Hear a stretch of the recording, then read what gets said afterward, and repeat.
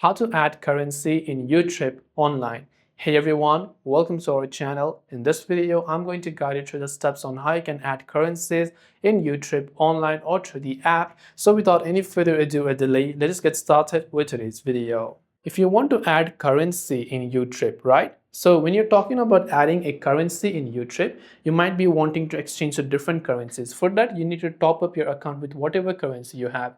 If you have USD or maybe Singaporean currency, then you can simply top up your account using that.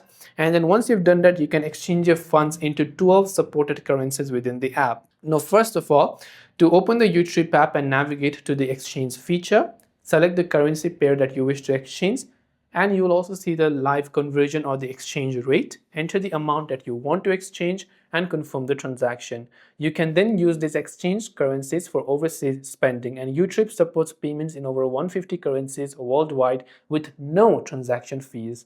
So hopefully this video helped you out. If you have got any questions, feel free to also leave them down below. Thanks for watching till the very end of the tutorial, and see you soon in the next video.